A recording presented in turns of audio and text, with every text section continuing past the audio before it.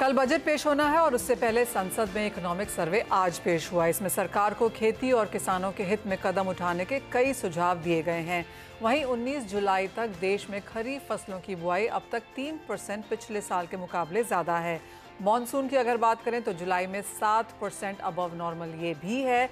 ऐसे में बुआई से कितनी उम्मीदें हैं, इकोनॉमिक सर्वे को कैसे देखती है इंडस्ट्री, इन सब पर बात करने के लिए हमारे साथ हैं एशिया पाम अलायंस के चेयरमैन, रेणुका शुगर्स के executive chairman Atul Chaturvedi, soybean processor association of India के एग्जीक्यूटिव डायरेक्टर DN पाठक और ऑल इंडिया दाल मिल एसोसिएशन के प्रेसिडेंट सुरेश अग्रवाल। साथ ही हमारे साथ SMC ग्लोबल सिक्योरिटीज़ की वंदना भारती भी जुड़ेंगी। लेकिन शुरुआत यहाँ पर सोयाबीन के साथ कर लेते हैं और इस फसल पर सभी की नज़र भी रही है। मिस्टर पाठक, आप कैसे देखते हैं जो एज ऑफ नाउ नंबर्स हैं जो आपने शेयर किए हैं स्टेट वाइज हमारे साथ? ऑफ कोर्स जैसे आपसे पहले भी बात हुई थी, कई स्टेट्स में हमने यहाँ पर बढ़त आते हुए देखी है और कई में ऑफ कोर्स यहाँ पर नुकसान भी देखने को मिला है। ओवरऑल जिस तरह के नंबर्स हैं, कैसे आप रिएक्ट कर रहे हैं? ओवरऑल नंबर्स ये इंडिकेट करते हैं कि सोयाबीन से किसान का वो भंग नहीं हुआ है जैसा कि हम लोग थोड़ा डर रहे थे जी। पिछले साल के मुकाबले ही सोइंग हुई है। सरकारी आंकड़ा अभी पूरा नहीं आ पाया है। मुझे लगता है अगले हफ्ते जो आंकड़े आएंगे उसमें सरकार की फिगर और बढ़ के आएगी। तो ओवरऑल सोइंग पिछले साल के मुकाबले है। क्रॉप की कंडीशन अभी कहना बहुत जल्दी है, लेकिन अभी जो दिख रहा है उसके हिसाब से सब जगह बहुत अच्छी क्रॉप है। अभी मेरे बाहर मैं गाड़ी में बैठा हूँ, रिमझिम बारिश हो रही है और शानदार क्रॉप मुझे दिख रही है बाहर। So right now I am very happy. Crop condition अच्छी है, सोइंग बहुत अच्छी है। आगे अगले 2-3 महीने में क्या होता है उस पर डिपेंड करेगा कि असल में प्रोडक्शन कितनी होती है। ऑल राइट, एब्सोल्युटली मिस्टर पाठक, वो तो एक चीज़ है कि जिस तरह की बारिश हो रही है, सभी सेक्टर्स यहाँ पर काफ़ी पॉजिटिव हैं कि सभी जगह खेत लहला रहे हैं, अच्छी सोइंग, अच्छी क्रॉप नज़र आ रही है। फिलहाल अगस्त में ऐसा माना जा रहा है कि 5 से 7% बारिश कम रह सकती है, बिलो नॉर्मल रह सकती है। क्या उसका इम्पैक्ट पड़ता हुआ देखते हैं आप? देखिए मनीषा जी, बारिश कम या ज्यादा का इम्पैक्ट नहीं होता सोयाबीन पे। बारिश की डिस्ट्रीब्यूशन कैसी है उस पर उससे फर्क पड़ता है। बारिश कब ज्यादा होगी या कब कम होगी उससे फर्क पड़ता है। कम बारिश से तो कुछ होने वाला नहीं है अनलेस करीब 3 हफ्ते तक लगातार बारिश नहीं हो तो समस्या है। तो अगर 5-10 दिन बारिश नहीं भी हो तो कुछ नहीं होता। ज्यादा बारिश हो तो भी कोई समस्या नहीं है, लेकिन अगर कटाई के वक्त ज्यादा बारिश हो जाए या फिर पानी भर जाए जब पॉट फॉर्मेशन हो रही हो तो समस्या हो सकती है। अभी तो मैं पॉजिटिव हूँ। अगर अगस्त में 5-7% बारिश ज्यादा होती भी है तो सोयाबीन को फायदा पहुंचाएगी। अभी नुकसान की कोई उम्मीद मुझे दिखाई नहीं दे रही। जिस तरह की IMD की रिपोर्ट्स हैं, उनका मानना है कि जो मॉनसून ब्रेक है जो यूजुअली हम अगस्त के महीने में देखते हैं, जुलाई की अच्छी खासी बारिश के बाद, वो first and second week of August में आता हुआ नजर आ सकता है। लेकिन जैसे आपने कहा 2 हफ्ते 3 हफ्ते तक ठीक है, उसके बाद चिंता की बात रह सकती है। तो एज ऑफ नाउ फिलहाल वैसी कोई कंडीशन नहीं है। साथ ही साथ मिस्टर पाठक, अगर यहाँ पर जिस तरह से इकोनॉमिक सर्वे आया है, आई डोंट नो आपने उसमें से कितना देखा, 550 पेज थे, तो क्लियरली बाजार अभी भी उसको यहाँ पर रीड कर रहा है। लेकिन ये ज़रूर माना जा रहा है कि उसमें सुझाव काफ़ी हैं। एग्रीकल्चर में एक बड़ा स्ट्रॉन्ग इंजन यहाँ पर रह सकता है। जिन लोगों ने भी रिएक्शंस दिए हैं अब तक यहाँ पर इकोनॉमिक सर्वे को, वो ऑन द पॉजिटिव साइड रहे हैं कि कल बजट में एग्रीकल्चर के लिए काफ़ी स्ट्रॉन्ग पुश आ सकता है और जो मिशन है उसमें हम डेफिनेटली एक यहाँ पर स्ट्रॉन्गर सेंस आता हुआ देखेंगे। आप कैसे रीड कर रहे हैं इसको? अभी तो मैं भी ऐसे ही रीड कर रहा हूँ। सरकार का जो मंतव्य दिख रहा है, मंशा दिख रही है, वो लगता है कुछ काम करने की है। लेकिन कल देखते हैं कि असल में क्या निकल के आता है। मुझे भी लगता है कि ये जो ऑयल सीड मिशन है वो आएगा और एग्रीकल्चर को बढ़ावा देने के लिए, खासतौर से ऑयल सीड को, जिसके बारे में सभी लोग बात कर रहे हैं इंक्लूडिंग प्राइम मिनिस्टर, तो कुछ ना कुछ पॉजिटिव चीजें कल बाहर निकल के आनी चाहिए। हम लोग बड़ा होपफुल हैं और बाकी हम सरकार से हमने प्रार्थना भी की है कि साहब थोड़ी ड्यूटी बढ़ाइए, थोड़ा कुछ और भी काम करिए ऑयल सीड उत्पादन बढ़ाने के लिए। देखते हैं कल क्या होता है, but I am right now very positive. Absolutely. हमारे साथ अतुल चतुर्वेदी जी भी जुड़ चुके हैं। अतुल जी नमस्कार। और क्योंकि बात यहाँ पर खाने के तेलों की हो रही है, सोयाबीन के बारे में तो मिस्टर पाठक हमें बता ही रहे थे कि बुआई के नंबर्स बेहतरीन हैं। जो इनिशियल डर था कि शायद पिछले साल के कमज़ोर रह सकते हैं, वो भी अब हटता हुआ नजर आया है। बारिश अच्छी खासी है, तो काफ़ी जैसे उन्होंने कहा कि वो हर लेवल पर एज ऑफ नाउ खुश हैं। ओवरऑल एडिबल ऑयल्स की अगर बात की जाए तो आप कैसे ये नंबर्स देखते हैं और आपने क्या सेंस उठाई है ऑफकोर्स इकोनॉमिक सर्वे से आज? जो इकोनॉमिक सर्वे आपने खुद सही बोला, वो इतना लंबा चौड़ा था कि उसमें कुछ ज्यादा अभी समझने में वक्त लगेगा। और जो भी इसका इकोनॉमिक सर्वे का अगर गवर्नमेंट क्या एक्शन लेती है कल वो बजट में क्लियरली दिखाई दे जाएगा। तो we will wait for the budget before making up a mind. But जहां तक आपको ये कहना है बरसात के बारे में, तो मैं एक ही बात बोलूंगा, रेन मेक्स ग्रेन। तो अगर अभी तक की जो बरसात है वो डेफिनेटली अच्छी है मैं समझता हूँ हिंदुस्तान की ऑयल सीड इकोनॉमी के लिए काफी बेहतर साबित होगी, क्योंकि अभी तक जो स्पेशल डिस्ट्रीब्यूशन है वो भी काफी अच्छा दिखाई दे रहा है। तो ओवरऑल तो सिनेरियो ठीक है। और इसके साथ साथ एक चीज मैं जरूर बोलूंगा कि हिंदुस्तानी फिर वही गलती कर रहे हैं जो उन लोगों ने पिछले सालों में की थी। आप देखिए जुलाई महीने में मैं आज देख रहा था, रिव्यू कर रहा था, 17 पौने 18 लाख टन के आसपास का इंपोर्ट दिखाई देता है। तो अगर इतना इंपोर्ट हुआ तो प्रेशर में तो रहेंगे, बाजारों को उठने में बहुत ज्यादा तकलीफ होगी। और वो क्रॉप बढ़िया होती है, और जैसा कि अभी आज दिख रहा है कि मतलब 108 लाख हेक्टेयर में सोयाबीन की बोनी हुई है, और सोयाबीन की क्रॉप लास्ट ईयर जैसी हो या उससे बेहतर हो, तो ये सब बातें भी बाजारों को प्रेशराइज करेंगी।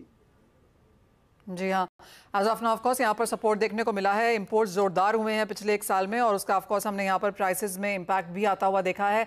अतुल जी, सभी जगह ये माना जा रहा है कि इस बार बम्पर क्रॉप देखने को मिलेगी, सरकार का खुद ऐसा मानना है, और तो इंडस्ट्री भी ये कहने लगी है, क्योंकि सोइंग के नंबर्स और बारिश के नंबर्स दोनों ही बेहतरीन हैं। नहीं, वो बिल्कुल सही बात है। एंड दिस विल, क्या नाम है इसका, ओवरऑल इम्पैक्ट मैं समझता हूँ जो गवर्नमेंट अभी फिक्रमंद है फूड इन्फ्लेशन के मुतल्लिक, तो उसमें डेफिनेटली कुछ ना कुछ राहत तो मिलेगी डेफिनेटली आने वाले दिनों में। और एक और चीज मैं आपकी जरूर शेयर करूंगी कि हम लोगों को ये था कि अगस्त महीना आने से शायद बाजारों में तेजी आए, बिकॉज की festivals will kick in. But ऐसा लगता नहीं है कि अगस्त महीने में भी कोई बहुत लंबी चौड़ी तेजी आए, क्योंकि इतनी जबरदस्त अपने यहाँ इंपोर्ट हो रहा है। और सेकेंडली, आज गवर्नमेंट के पास नहीं करते हुए 25 से 27 लाख टन मस्टर्ड मौजूद है। तो कभी भी अगर बाजार भागेगा तो वो मस्टर्ड को मार्केट में छोड़ के बाजारों को वापस फ्लैटन कर सकते हैं।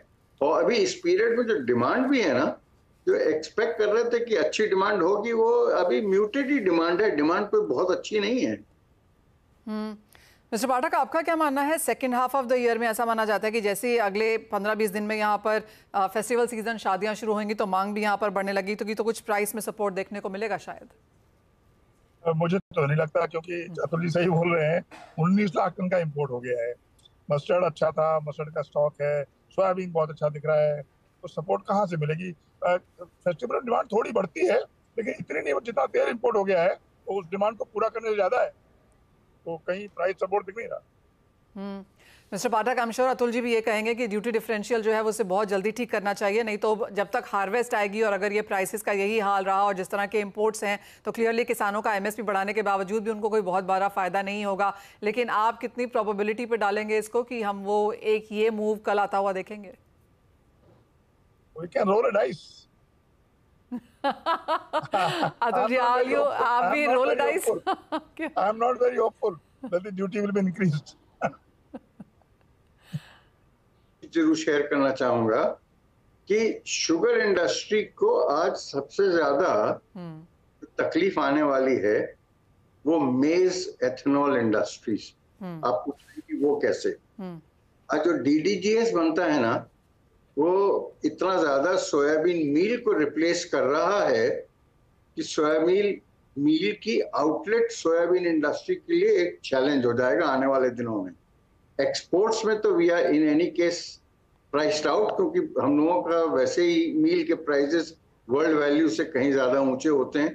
तो ये आने वाले दिन और सारा जो वो है एडिबल ऑयल के प्राइसेस वो कॉम्पेंसेट नहीं कर सकते, क्योंकि गवर्नमेंट पैनिक करती है थोड़ा भी तेलों के दाम। तो आने वाले दिनों में सोया को ये चीजें तकलीफ दे सकती हैं। मतलब इनडायरेक्टली एथेनॉल का, मेज का एथेनॉल प्ले सोयाबीन इंडस्ट्री के लिए हो सकता है घातक साबित हो। ऑलरेडी हो रहा है। जो आज मैं नंबर रीड कर रहा हूँ एसएनडी के, उसमें मैंने अपनी मील के ईयरली जो एस्टिमेट डिमांड थी उसको कम कर दिया ऑलरेडी, प्योरली डीडीजीएस की वजह से। ऑलराइट, तो अतुल जी, इंडस्ट्री ऑलरेडी इसको देख रही है, तो क्योंकि आपने यहाँ पर चीनी और इथेनॉल की बात की है तो उस पर भी अब यहाँ पर निकल पड़ते हैं। और आप क्या देख रहे हैं, क्या एक्सपेक्टेशंस हैं? कल ऑफ कोर्स वो 3-4 बड़ी होप्स तो बाजार को यहाँ पर हैं ही, पर एक तरफ यहाँ पर गन्ने की खेती, जहाँ पर हमने ऑफ कोर्स थोड़े से नंबर्स कम होते हुए देखे हैं पिछले साल के मुकाबले। आप ओवरऑल जब अब टेबल देखते हैं सोइंग का, जहाँ पर 3% ओवरऑल इजाफा है, यहाँ पर केन में थोड़ा सा हमने फ्लैट आउट इसको होता हुआ देखा है। नहीं, आपको थोड़ी गलत फहमी है। केन का एरिया भी इस बार थोड़ा बढ़ा है एक्चुअली, घटने की बजाय। ये एक्सपेक्टेशन थी कि महाराष्ट्र में घटेगा, वो आज की तारीख में कुछ लोग बता रहे हैं महाराष्ट्र में घटा है, पर और जगह थोड़ा इस बार बढ़ा है। ये देखिए, आपकी फिगर भी वही कुछ कह रही है। जी हाँ, बहुत फ्लैट आउट है लेकिन हाँ, बहुत ज्यादा बढ़ने का हम लोगों को अंदाज भी नहीं था, बट डेफिनेटली ये जो फिक्र थी कि घटेगा एरिया, वो शायद नहीं घटा है। तो केन के लिए अभी इस समय तक का जो बरसात हुई है वो डेफिनेटली बहुत अच्छी रही है। तो मैं समझता हूँ कोई कारण नहीं है कि गन्ने का इस मर्तबा प्रोडक्शन कोई अफेक्टेड हो। और लास्ट ईयर हम लोगों ने गलती कर चुके हैं कि अपने आने वाले प्रोडक्शन को डिस्काउंट कर दिया था कि इतना नहीं होगा। तो इस साल मैं समझता हूँ शायद हम लोग वो गलती ना करें, और शायद हो सकता है गवर्नमेंट भी वो गलती ना करे अपनी डिसीजन मेकिंग में। ऑलराइट, ये हम लोग we are keeping our fingers crossed. तो बजट में एक चीज मैं आपको जरूर बोलना चाहूंगा कि बजट में हम ये सब चीजों का कोई एक्सपेक्टेशन नहीं देख रहे हैं, क्योंकि आज की तारीख में ये सारी चीजें एडमिनिस्ट्रेटिवली गवर्नमेंट डिसाइड कर लेती है। Edible oil duties can be tweaked in the budget, तो वो देखने वाली चीज होगी। और जहां तक एक और चीज अपने को सुनाई पड़ रही है कि गवर्नमेंट में अब थोड़ी थिंकिंग ऐसी हो गई कि शायद 1-आधा मिलियन का एक्सपोर्ट भी गवर्नमेंट अलाउ कर दे, और शायद एथेनॉल की जो प्राइसेस हैं और वो सारी कुछ चीजें जो इंडस्ट्री की डिमांड है आने वाले दिनों में, शायद उस पर थोड़ा डेफिनेटली गवर्नमेंट मतलब फेवरेबली इंक्लाइंड रहे। ओके, तो ये तो ऑफ कोर्स आपके सेक्टर्स के बारे में है, जहां पर आप दोनों ही बहुत ज़्यादा होपफुल नहीं हैं। आपको मालूम है इंडस्ट्री क्या चाहती है, कि इन चीज़ों के चैलेंजेस हैं यहाँ पर, लेकिन उसके बावजूद भी आपको लगता है कि यहाँ पे शायद सरकार नहीं देखेगी। हम एग्रीकल्चर एज अ ओवरऑल यहाँ पर शायद एक पुश आता हुआ देखेंगे। ऑलराइट, तो जहाँ तक सोयाबीन की बात है, ऑफकोर्स नंबर्स बेहतर हैं। जहाँ तक गन्ने की बात है, नंबर्स पिछले साल के हिसाब से ही यहाँ पर फ्लैट हैं। लेकिन जहाँ एग्रीकल्चर की बात है, और क्योंकि यहाँ पर ये काफ़ी इंपॉर्टेंट कल मुद्दा रहेगा, और काफ़ी सारी चीज़ें इकोनॉमिक सर्वे ने भी थ्रू आउट करी हैं कि क्या कुछ देखने को मिल सकता है, तो उस लिहाज से अतुल जी आपको क्या लगता है कि एक टॉप प्रायोरिटी इंडस्ट्री एग्री के हिसाब से क्या देखेगी?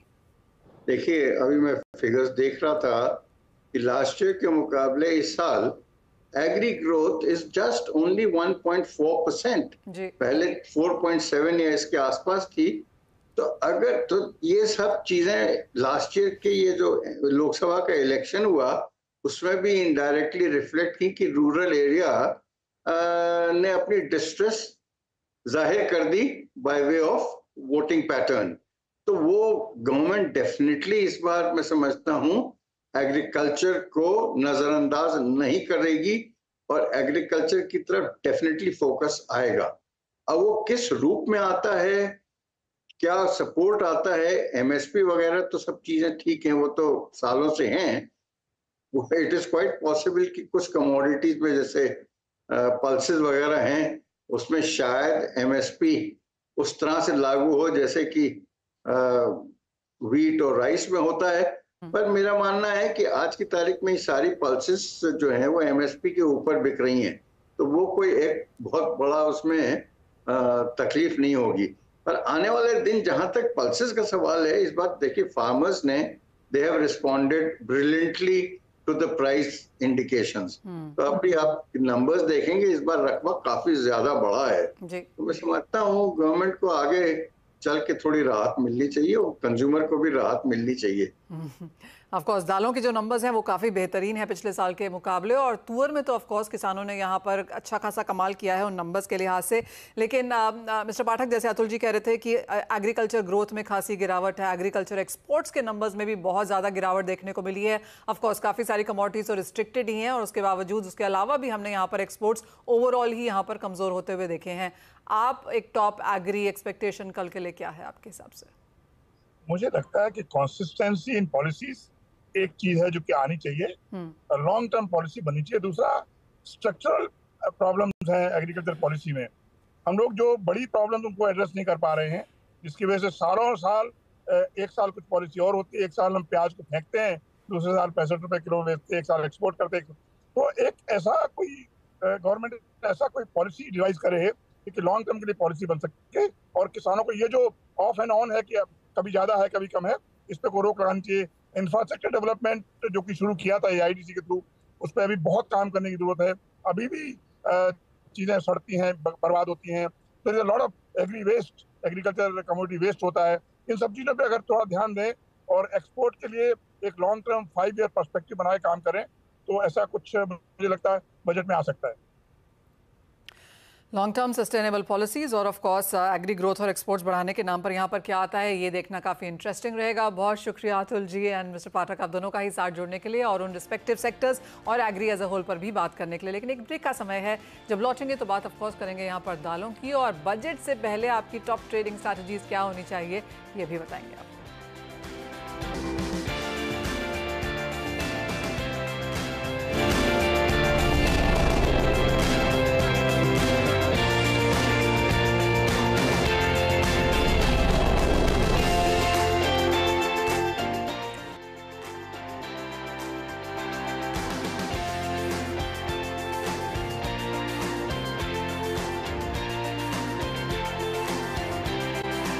हमारे साथ हैं सुरेश जी, नमस्कार। और जहां तक बुआई का इलाका है, तुअर, उड़द, मूंग सभी में तेजी देखने को मिली है। तुअर में काफ़ी ज़्यादा है पिछले साल के कंपैरिजन में, पर MSP ज़्यादा है, भाव ऊपर हैं, और ऑफ कोर्स किसानों को वो भी यहाँ पर एक स्ट्रॉन्ग पुश है। सबसे पहले तो आप कैसे देखते हैं बुआई के नंबर्स, और साथ ही साथ जिस तरह की बारिश हो रही है?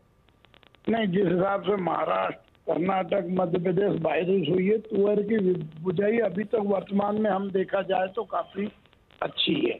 तुअर की फसल इस समय अच्छी स्टेट सिचुएशन पे है। कर्नाटक में जरूर थोड़ी पानी की कमी है, फिर भी पिछले वर्ष की तुलना, चूंकि इस बार तुअर का मार्केट पिछले 5 सालों पे हाईएस्ट रहा, इसलिए किसानों ने तुअर की बुआई पे काफी रूप परिवर्तन किया है। दूसरी फसलों के बजाय उन्होंने तुअर में बुआई लगभग 60 से 70% सरप्लस की है। तो अगर ऐसा ही मौसम बना रहा लगभग 2 महीने, तो हम सोचते हैं कि पिछले साल की तुलना डबल उत्पादन हो सकता है, और डबल से भी 10-20% अधिक हो सकता है। तो बुआई 60 से 110% अधिक है अभी के वर्तमान में। समय समय पे मौसम बदलता है, मौसम से कोई नुकसान हो जाए। उड़द की बुआई भी बहुत ठीक है, उड़द को कम पानी में सपोर्ट मिलता है, उड़द भी ठीक है, मगर अब पानी की देश में कमी है। ये फसल के हिसाब से पानी पर्याप्त है, मगर बाकी आइटम देखें पीने के पानी के हिसाब से तो पूरे देश में पानी की कमी है। मुख्य कर दलहन उत्पादक राज्य मध्य प्रदेश, महाराष्ट्र, कर्नाटक, गुजरात और राजस्थान, इन 4-5 राज्यों में पानी की कमी है। और अभी जो पानी की कमी है उसी के कारण ये बाजार ऊपर जा रहा है, क्योंकि पानी की कमी के कारण एक मानसिकता बनी हुई है लोगों की। और तुअर में कहीं बाजार ऊपर नहीं जाएगा, क्योंकि अब हम देखें फॉरवर्ड तुअर 2 महीने बाद की जो अभी साउथ अफ्रीका से आने वाली है, जो सितंबर तक हिंदुस्तान आएगी, वो 8 से 15 रुपए नीचे बिक रही है। तो ये टेम्परेरी तेजी है, ये स्थायी तेजी नहीं है। ये 10-15 दिन में वापस नीचे आ जाएगी, और मुझे लगता है पानी भी मौसम अनुकूल बनता जा रहा है, पानी भी पर्याप्त आने की पूरी संभावना है। जी, तो ये तो ऑफकोर्स दालों की बुआई की बात हुई, जो आपको लगता है कि अच्छे खासे नंबर्स एज ऑफ यहाँ देखने को मिल रहे हैं। सुरेश जी, साथ ही साथ बजट में अब दालों के लिहाज से क्या एक्सपेक्टेशन है? बिकॉज चाहे वो प्रधानमंत्री हैं, चाहे वो कृषि मंत्री हैं, सभी ने यहाँ पर दालों और खाने के तेलों के बारे में आत्मनिर्भरता की बात की है। आपको लगता है बजट में ये हमें प्लान आउट होता हुआ या प्ले आउट होता हुआ नजर आएगा? नहीं, सरकार बहुत ध्यान दे रही है। मैं आपको बता दूं, 21 जून 2024 को निर्मला सीतारमण जी के साथ बजट में मीटिंग में मैं भी था। 14 लोगों को बुलाया, वहाँ हमने तुअर के उत्पादन के विषय में, उड़द के हर विषय पे उनमें रखा है। और हमको लगता है सरकार पहले कभी तुअर, उड़द, मूंग, मसूर, चने के विषय में इतनी चिंता नहीं कर रही, जो अभी लगभग जून माह में सरकार ने की है। पिछले 1 महीने में जो चिंता की है, तो इससे अच्छे परिणाम हमको आते दिख रहे हैं। सरकार के ध्यान में भी लाया है। पहले हमारे सेक्टर को बहुत कम महत्व दिया जाता था। 21 जून की मीटिंग में मैंने निर्मला सीतारमण जी को बहुत कहा कि भाई आप अगर तुअर पे ध्यान नहीं देंगे, उड़द पे ध्यान नहीं देंगे, तो कीमतें कंट्रोल नहीं होगी, फिर आप चाहे कुछ भी करें, चाहे आप कुछ भी उसमें प्लानिंग करें, तो सरकार इस पर मंथन भी कर रही है। अभी सरकार ने चना बढ़ा तो पीली मटर का आयात भी प्रारंभ किया। तो सरकार तुअर को लेके, उड़द को लेके विशेष चिंता कर रही है और वो इस पर ध्यान देगी और मुझे लगता है आगे अच्छा समर्थन मिलेगा। 18 जून को कृषि आयोग, मूल्य आयोग की मीटिंग में समर्थन मूल्य भी तुअर का 550 बढ़ा है, जो पिछले 10-15 सालों की तुलना में काफी अच्छा सुधार आया है। उस मीटिंग में भी हमने किसानों की काफी बात रखी। तो हमें लग रहा है अब हम सरकार तक अपनी पूरी बात पहुंचा रहे हैं, सरकार को समझा रहे हैं। अब सरकार को निर्णय करना है कि दाल इंडस्ट्रीज, एग्रीकल्चर, किसान तुअर, उड़द, मूंग, चने, इन पर निर्णय तुरंत करे और ऐसी संभावना बनती जा रही है। जिस हिसाब से हमारी जून में दोनों मीटिंग हुई भारत सरकार से, उससे तो आगे चल के यही समीकरण नजर आते हैं। एक फाइनल चीज सुरेश जी, जैसे आपने कहा कि भारतीय बाजार, अंतर्राष्ट्रीय बाजार तुअर के जहां तक है वहां पे भाव स्टेबलाइज होने लगे हैं, इवन गिरने भी लगे हैं। तो अब आने वाले 2 महीने को लेकर अब क्या सेंस है? जैसे आपने कहा साउथ अफ्रीका की फसल आ जाएगी, भारतीय हार्वेस्ट भी अगले 3-1 महीने में यहाँ पर आ जाएगी। नहीं, देखिए अभी पिछले 15 दिन में 15 रुपए किलो तुअर की दाल कम हुई है।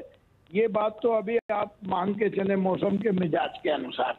आगे जब वहाँ की हमने फसल का अध्ययन किया है तो जिम्बाब्वे, केनिया, मलावी, उधर की फसल भी अच्छी है और कुछ बड़ी कंपनियों ने वहाँ माल बहुत होल्ड किया था।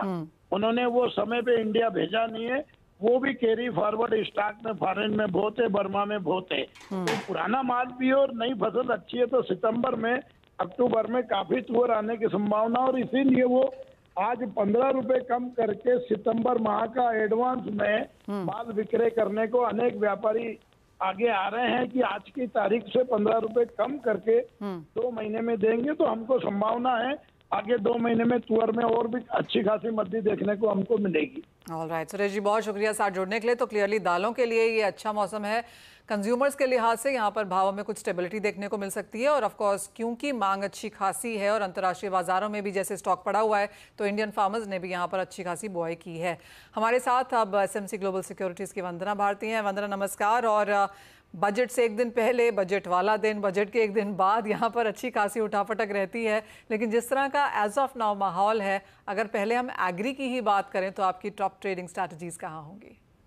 मुझे लग रहा है कि 2 काउंटर यहाँ पे मनीषा काफी अच्छे से यहाँ पे एक बाउंस ले रहा है। ये सबसे पहले मैं स्पाइसेस में टर्मरिक की बात करूंगी, काफी ज्यादा डाउनसाइड देखने को मिला था, 15,000 के करीब ये बार बार सपोर्ट ले रहा है। मुझे लग रहा है कि इस कमोडिटी में बाइंग करके चलना चाहिए 16,050 के करीब।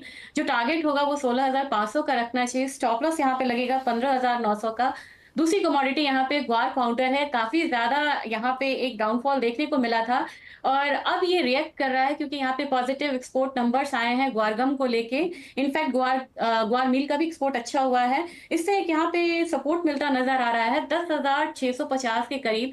अगस्त कॉन्ट्रैक्ट में यहाँ पे बाइंग की सलाह रहेगी। जो टारगेट होगा वो 11,200 का होगा। स्टॉप लॉस लगाना चाहिए 10,400 के करीब का, और ये करीब करीब एक पोजिशनल ट्रेड होगी जो कि 2 से 3 ट्रेडिंग सेशन ले सकता है अपने टारगेट तक आने के लिए। अब बात यहाँ पर नॉन एग्रो की भी करेंगे वंदना, और शुरुआत यहाँ पर पहले सोने चांदी के साथ करेंगे। पिछले हफ्ते ऑल टाइम हाईज यहाँ पर सोने में बनते हुए नजर आए, और इवन एज बाजार अब भी मान रहा है कि आगे जाकर रेट कटौती सितंबर के महीने में होती हुई नजर आएगी। उसके बावजूद भी जो ये बड़ी सी मुनाफा वसूली है, आप कैसे देखती हैं? मुझे लग रहा है कि थोड़ी सी पॉलिटिकल अनसर्टेनिटी है।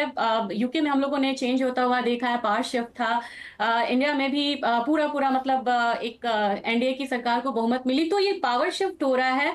फ्रांस में भी अमूमन वही था, और यहाँ पे अब जो सारा फोकस है वो यूएस इलेक्शंस पे है। उससे पहले मुझे लग रहा है कि एसेट क्लास से पैसा जाएगा। ये बिटकॉइन से शुरुआत हुई थी, गोल्ड सिल्वर नेक्स्ट है, और मुझे लग रहा है कि अब इक्विटी की भी बारी है। तो मुझे लग रहा है कि एसेट क्लास अपना प्रॉफिट बुक कर रहा है, एक पैसा जा रहा है, हेज फंड्स भी यहाँ पे एक्टिव है। इसकी वजह से ये जो 95% जो पॉसिबिलिटी बन रही है कि फेड जो है इंटरेस्ट रेट कट करेगा, बहुत ज्यादा यहाँ पे इंपैक्ट नहीं आ रहा है गोल्ड पे। rather डॉलर इंडेक्स भी डाउन साइड में है, तो मैं यहाँ पे पोजिशनल सेल रहना चाहूंगी गोल्ड में। मुझे लग रहा है कि काफी दिनों बाद एक मौका मिलेगा जो कि ज्वेलरी लेना चाह रहे हैं या फिर से बाइंग करना चाह रहे हैं।